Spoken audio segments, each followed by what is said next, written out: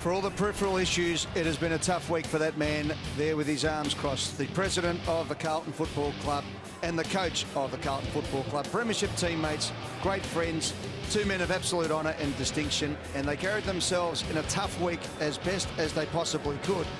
Rats, how are you holding up emotionally? Yeah, really good. I think the support around me, and the supporters, I really appreciate the well wishes and the messages that have been sent. And this football club is a great club, and they're going to have success. And make sure that they rally right behind the club. Good luck, mate. Thanks, mate. Thanks.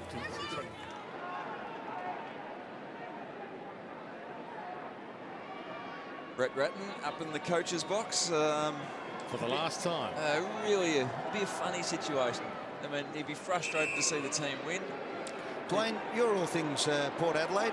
Should they have a good look at this man? I think he will get the job, unless they can entice Rodney Ed from Collingwood. Ed, what's the chances of that happening? None. Right. None. So, none. There you go, none. So Ratton gets the job then. Didn't want to consider that a bit longer, Ed. Saints by 3 at half-time, and that is perfection to McAvoy, and he will give the Saints the lead. It's just a matter of whether it's a one-goal lead. You see, not enough quality contested grabs like that. That is a really good mark. His last one was a gift free kick. That one was a genuine contested mark. Or Brett Ratton's a little frustrated. He thought it might have been a free kick before the mark. He's tried to hold off from barracking in the coach's box for the majority of this year, but he's got to allow himself a freer rein today. And it's a lot easier to laugh when you've marked it after the free kick's been ignored, as opposed to the ball being punched over the boundary line. Just hear the roar there, Ed, as Brett Ratton makes his way down through the crowd for the final time here. And getting a great reception from his beloved fans. Well, his team is starting to live for him. They lead by 7 points. They desperately get one here in the last minute of play in this third term. Up it goes at the back, almost fell to weight. Ellard hard at it. He's grabbed without the ball. Should have got a free kick. His players lying left, right and centre, stretching very tired muscles in this last game.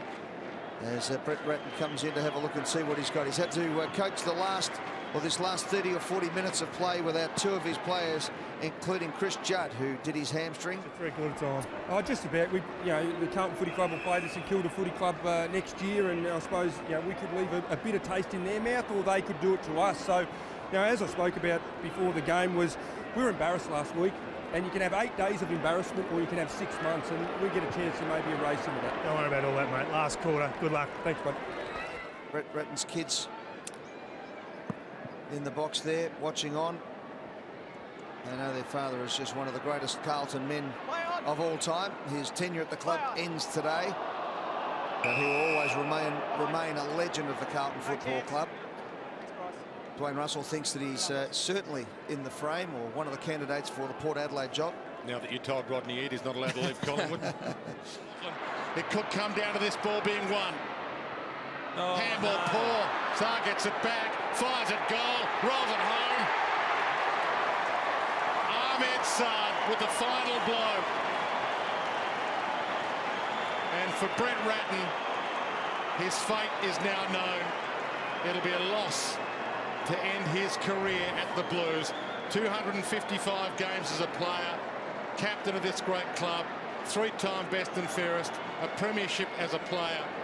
But unfortunately for him, his stint as a coach, as good as it was when he got them inside the 8th to 5th last year, will end with a massive disappointment.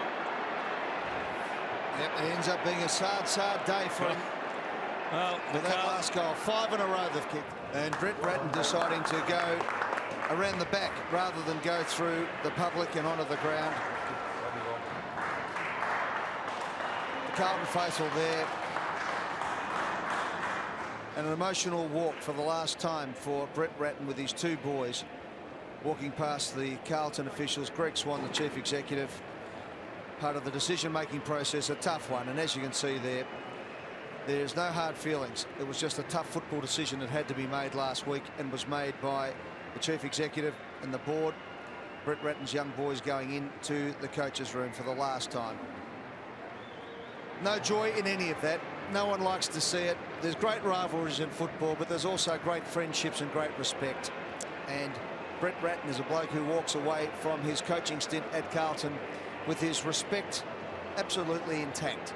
Gale at 1-3, but torched a number of other opportunities. Brockman Cleveland stiff hit the post twice. He did. He kicked 1 goal 3. I feel for Brett Ratton.